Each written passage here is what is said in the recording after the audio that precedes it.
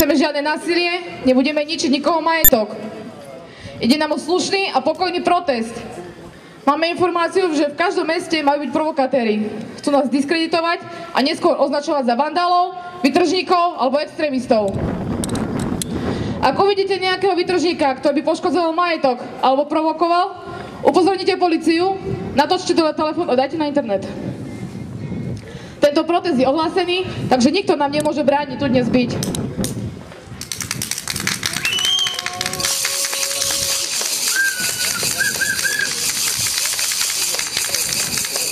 Takže priatelia, povieme si na začiatok, čo nás dnes čaká. Predstavíme si požiadavky dnešného protestu, keďže toto nie je jeden z tých protestov, kde si povieme, ako nás vláda okráda a robí z nás otrokov a pôjdeme domov. Vláda sa zasmeje. Toto bude mať pokračovanie. Priestor samozrejme dostanete aj vy. Tak, ako aj v ostatných mestách, tak budeme mať aj my v rukách vlajky Európskej únie. Čo s nimi urobíme a prečo, uvidíte neskôr.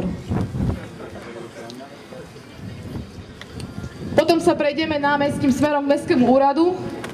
Tam si zaspievame slovenskú hymnu. Snad nám slza nenapáli pokutu. Zapalíme si sviečky, rozlúčime sa so systémom, ktorý je pre nás už mŕtvý. A ako dlho zotrváme v proteste, bude záležať na vás. Organizačné týmy v jednotlivých mestách tvoria bežní občania Slovenskej republiky, ktorí nie sú členmi žiadnej politickej strany ani hnutia. Za celým protestom nestojí žiadna strana ani finančná skupina. Ja sa volám Kristína Duračenská a som z Podolinca, to je okres Stará Ľubovňa. Slovensko zažíva v posledných mesiacoch čím ďalej, tým viac protestov a štrajkov. Protestovali lekári, zdravotné sestry, štrajkovali učitelia, ktorí sa ešte na ďalší štrajk chystajú. Proti asociálnym neprispôsobivým občanom protestovali ľudia vo Svodine, Košiciach, Partizánskom aj v Bratislave. Týmto dnešným protestom chceme spojiť celý slovenský národ. Všetky zamestnania, pretože každý z nás si zaslúži slušne žiť a spoločne toho môžeme dokázať viac. To najhlavnejšie, čo dnes chceme a žiadame, je prístup do verejnoprávnej televízie.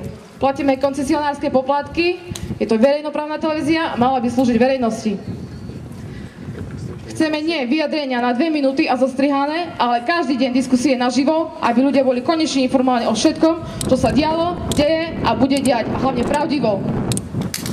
Áno!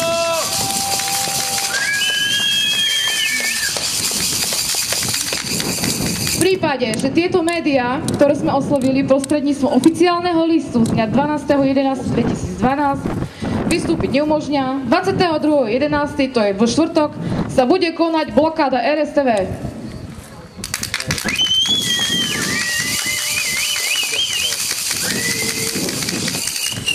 Dnes je koniec našej ľahostajnosti, našej pasivity. Berieme si späť svoju krajinu do vlastných rúk. Už sa nebudeme naďalej nečine prizerať, ako nám politici ničia našu vlast. Nebudeme sa prizerať na tie divadlá, čo hrajú v parlamente, ako zhadzujú vinu stále na predošlú vládu, ako sa hádajú medzi sebou a pritom sú všetci rovnakí. Dnes Slovensko vstáva, puta si strháva. Na Tatrov sa dnes nebude blízkať, ale po Tatrov sa bude pískať.